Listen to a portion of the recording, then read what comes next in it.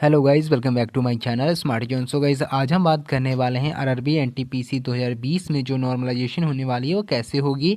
यहाँ पर हम लोग सिंपल भाषा में समझेंगे, यानी कि कॉन्सेप्ट को जानेंगे कि कैसा यहाँ पर नॉर्मलाइजेशन होता है। हम लोग पिछले वीडियो में जाने थे कि नॉर्मलाइजेशन जो फॉर्मूला बेस्ड होगा वो कैसे होगा। तो फॉर्मूला बेस्ड जब मैंने वीडियो बनाया तो बहुत सारे लोगों को समझ नहीं आया, क्योंकि उसका जो फॉर्मूला है बहुत कॉम्प्लिकेटेड है। तो हम लोग यहाँ पर सिंपल भाषा में समझेंगे कि नॉर्मलाइजेशन कैसे होता है और किस बेसिस पे आपका मार्क्स इंक्रीज़ हो जाता है, किस बेसिस पे आपका मार्क्स डिक्रीज़ हो जाता है, कितने मार्क्स आपके बढ़ सकते हैं। अगर बात करें तो 5-10 ऐसे मार्क्स इंक्रीज़ होते हैं। लेकिन यहाँ पर डिपेंड ये करता है कि आपका एग्ज़ाम लेवल कैसा था। कि मतलब ये है कि हो सकता है कि किसी शिफ्ट का अगर एग्ज़ाम बहुत इजी आ गया, किसी शिफ्ट का अगर बहुत हार्ड आ गया, वैसे केस में आपका ज़्यादा मार्क्स इंक्रीज़ होता है। लेकिन अगर यहाँ पर किसी शिफ्ट का इजी था तो किसी का मॉडरेट चलता रहा तो ज़्यादा मार्क्स आपको यहाँ पर इंक्रीज़ देखने को नहीं मिलेगा। 5 से 6 मार्क्स आपका इंक्रीज़ होगा अगर एग्ज़ाम लेवल ज़्यादा अप्स एंड डाउन नहीं रहेगा तो। ठीक है, तो सबसे पहले हम लोग यहाँ पर जानेंगे कि ये कॉन्सेप्ट कैसे अप्लाई होगा। बिल्कुल सिंपल भाषा में आपको समझाऊंगा। जितने भी लोग इस वीडियो को देख रहे हैं वो बिल्कुल यहाँ पर नॉर्मलाइजेशन की कॉन्सेप्ट को समझने वाले हैं। सो गाइस, वीडियो में आगे बढ़ने से पहले सबसे पहले आप अगर CBT 2 की तैयारी कर रहे हो एनटीपीसी के और आपका मार्क्स अच्छा आ चुका है CBT 1 में, तो आप इस कोर्स को ज़रूर से ज्वाइन करना जिसमें CBT 2 की कंप्लीट कोर्स है। प्लस अगर आप ग्रुप डी की तैयारी कर रहे हो तो उसकी भी तैयारी साथ साथ आपको कराई जाएगी। ठीक है, उसके बाद आपको यहाँ पर 10 टेस्ट सीरीज़ फ्री में मिल रही है। तो बहुत ही अच्छी कोर्स है। यहाँ पर बात करें तो आपको यहाँ पर टोटल 400 वीडियो कंटेंट मिलेगा। ऊपर से आपको यहाँ पर देख सकते हो 136 फ्री नोट्स भी मिलने वाले हैं।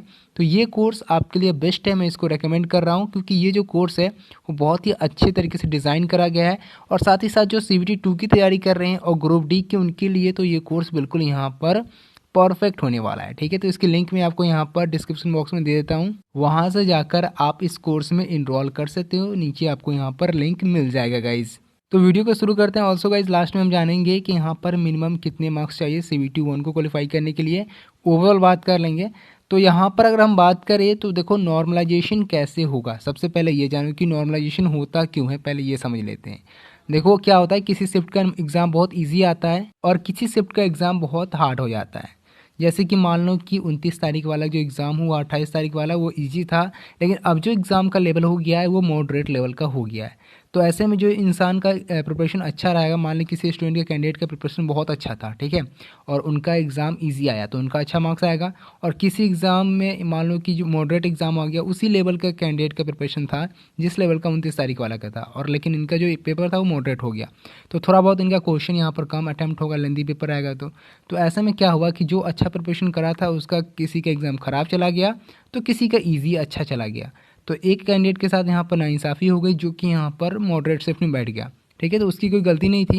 ये तो पेपर का लेवल सेट करने वाला है, जो ऐसा सेट कर दिए कि हाँ कभी इजी रहेगा कभी हार्ड रहेगा। लेकिन ऐसा तो होगा ही। ठीक है, अगर इतने शिफ्ट में एग्ज़ाम होगा तो ऐसा तो नहीं है कि सभी का एक ही सा लेवल सेट कर दिया जाए, ऐसा तो पॉसिबल ही नहीं है। तो इसके लिए यहाँ पर नॉर्मलाइजेशन का कॉन्सेप्ट अप्लाई करा जाता है कि दोनों को मार्क्स के जो यहाँ पर एवरेज निकाले जाते हैं उसको इक्वल करा जाता है। ठीक है, तो सबसे पहले देखते हैं कि कैसे यहाँ पर कॉन्सेप्ट को अप्लाई करा जाता है। सो गाइस, आपने देखा होगा कि आपका भी एग्ज़ाम एक दिन हुआ, दो कैंडिडेट का एग्ज़ाम एक दिन होता है, किसी का शिफ्ट 1 होता है, शिफ्ट 2 होता है। शिफ्ट 1 वाला का ज़्यादा मार्क्स इंक्रीज होता है नॉर्मलाइजेशन में, शिफ्ट 2 वाला का यहाँ पर कम भी जाता है। कभी कभी ऐसा होता है शिफ्ट 1 वाला कम जाता है, शिफ्ट 2 वाला का इंक्रीज हो जाता है, जैसे कि आपका लेवल ऑफ एग्ज़ाम पर डिपेंड करता है। तो यहाँ पर क्या है, 2 शिफ्टों में एग्ज़ाम कंडक्ट कराया जा रहा है, टोटल यहाँ पर 100 मार्क्स का एग्ज़ाम है। ठीक है, तो हम मान लेते हैं यहाँ पर रैंडमली 5 कैंडिडेट में सेलेक्ट करता हूँ शिफ्ट 1 में, रैंडमली में शिफ्ट 2 में भी 5 कैंडिडेट सेलेक्ट करता हूँ। और यहाँ पर हम लोग इन कैंडिडेट के मार्क्स को नॉर्मलाइज़ करेंगे और मैं आपको ये बताऊंगा कि कौन सा शिफ्ट आपका हार्ड रहा है, कौन सा इजी रहा है, कैसे मैंने ये डिसाइड करा। ठीक है, तो सबसे पहले यहाँ पर हम लोग क्या करेंगे, ये 5 कैंडिडेट का मैंने मार्क्स यहाँ पर लिया है शिफ्ट 1 में और शिफ्ट 2 में। तो हम लोग क्या करेंगे, पहले शिफ्ट 1 का एवरेज निकालेंगे, जितने भी कैंडिडेट का मार्क्स है सभी का एक एवरेज निकालेंगे, फिर शिफ्ट 2 का यहाँ पर कैंडिडेट के मार्क्स को एवरेज में यहाँ पर कन्वर्ट करेंगे। जब एवरेज शिफ्ट 1 एंड शिफ्ट 2 का आ जाएगा तो हम लोग कंपेरिजन करेंगे कि कौन से शिफ्ट का मार्क्स जो एवरेज मार्क्स आ रहा है वो ज़्यादा आ रहा है और कौन से शिफ्ट का जो एवरेज मार्क्स आ रहा है वो कम आ रहा है। जिसका कम आएगा वो मॉडरेट शिफ्ट रहेगा, जिसका यहाँ पर ज़्यादा आएगा वो यहाँ पर इजी शिफ्ट कहलाएगा। तो हम लोग यहाँ पर अगर बात करें तो सबसे पहले नॉर्मलाइज करते हैं, यहाँ पर शिफ्ट 1 की मार्क्स को एवरेज मार्क्स निकालते हैं। ठीक है, तो क्या करना पड़ेगा, हमको सबको प्लस करना पड़ेगा, 60 + 50 + 70 प्लस आपका 55। ठीक है, और यहाँ पर एवरेज निकालने के लिए 4 से इसको डिवाइड करेंगे तो क्या एवरेज निकल के आएगा आपका 58.75 आपका एवरेज स्कोर आ रहा है शिफ्ट 1 का। ओके, इतना क्लियर है। अब हम शिफ्ट 2 का एवरेज निकालते हैं। तो शिफ्ट 2 का एवरेज कैसे निकलेगा, सबको प्लस करते हैं, 65 प्लस 55 प्लस 70 प्लस 60, ठीक है। और इसको क्या करना है, इसको 4 से डिवाइड कर देना है। तो यहाँ पर एवरेज स्कोर कितना आ गया 62.5, ठीक है। तो सेकेंड शिफ्ट का यहाँ पर आ गया 62.5। अगर यहाँ पर देखें तो आपका शिफ्ट 1 का जो स्कोर है वो कम आ रहा है और शिफ्ट 2 का जो एवरेज स्कोर है वो ज़्यादा आ रहा है, यानी कि कंपैरिजन करें दोनों के बीच तो आपका शिफ्ट 1 हार्ड है और शिफ्ट 2 आपका यहाँ पर ईजी है, ठीक है, दोनों के कंपैरिजन में। अब यहाँ पर अगर मान लो कि ऐसे नॉर्मलाइजेशन होता कि इसका मार्क्स इतना है तो इसके वाले को भी बढ़ा दो, ठीक है, और 58.75 कर दो। तो ये जो नॉर्मलाइजेशन का तरीका कोई आपको बता रहा है तो बिल्कुल भी गलत है आपका ये, ठीक है। कैसे गलत है, अगर मान लो किसी एवरेज शिफ्ट का 90 प्लस आ गया तो क्या सभी के 90 प्लस स्कोर हो जाएंगे, नहीं होंगे, ऐसा पॉसिबल ही नहीं है। अब हम क्या करेंगे, यहाँ पर जो आपका दोनों शिफ्ट का एवरेज आया उन दोनों को मिलाकर एक और एवरेज यहाँ पर निकाला जाएगा, यानी कि दोनों एवरेज शिफ्ट को मिलाकर एक और एवरेज स्कोर यहाँ पर निकाला जाएगा। वो कैसे निकालेंगे, दोनों के स्कोर को प्लस करके 2 से हम डिवाइड कर देंगे तो आपका ओवरऑल एक एवरेज स्कोर दोनों शिफ्ट को मिलाकर निकल जाएगा। अगर हम ओवरऑल एवरेज निकालें तो 60.60 आपका ओवरऑल एवरेज आएगा दोनों शिफ्ट को मिलाकर। तो अगर हम यहाँ पर कंपैरिजन करें एवरेज शिफ्ट की ओवरऑल एवरेज शिफ्ट से एवरेज मार्क्स से, तो जैसे कि हम शिफ्ट 2 के एवरेज मार्क्स देख सकते हैं कितना है 62.5 और ओवरऑल जो एवरेज मार्क्स आया है दोनों को मिलाकर वो मार्क्स आप देख सकते हो यहाँ पर कितना है 60। दोनों के बीच डिफरेंस कितना है -2 का, यानी कि जो आपका शिफ्ट 2 का एवरेज स्कोर है वो एवरेज स्कोर से 2 मार्क्स ज़्यादा है, ठीक है।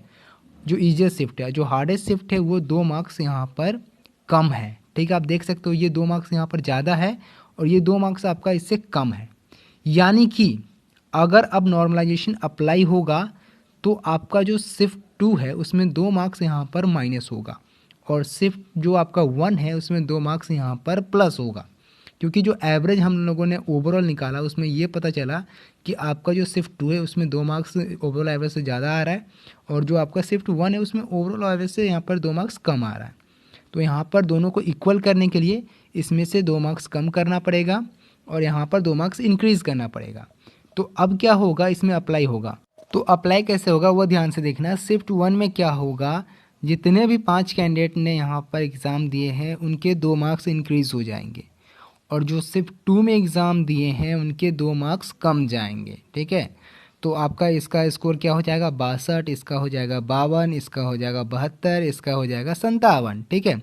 2 मार्क्स प्लस करोगे तो इसका 57 हो जाएगा। यहाँ पर क्या होगा, ये कम के हो जाएगा 63, ये कम के हो जाएगा 52 और ये कम के हो जाएगा आपका 68। तो अब यहाँ पर ध्यान से देखो, शिफ्ट 2 में भी 70 मार्क्स लाया है कैंडिडेट ने और शिफ्ट 1 में भी लाया है, तो इसका बढ़ के हो गया 72 और इसका कम के हो गया 68। ये कैसे हुआ, ये ईजीएस्ट शिफ्ट था इसलिए यहाँ पर इसका कम गया और इसका हार्डेस्ट शिफ्ट था इसलिए यहाँ पर इसका 2 मार्क्स इंक्रीज़ हो गया, ठीक है। तो दोनों के मार्क्स यहाँ पर रॉ मार्क्स इक्वल थे, लेकिन नॉर्मलाइज होने के बाद यहाँ पर दोनों के मार्क्स में 4 मार्क्स का आपको यहाँ पर डिफरेंस देखने को मिला, ठीक है।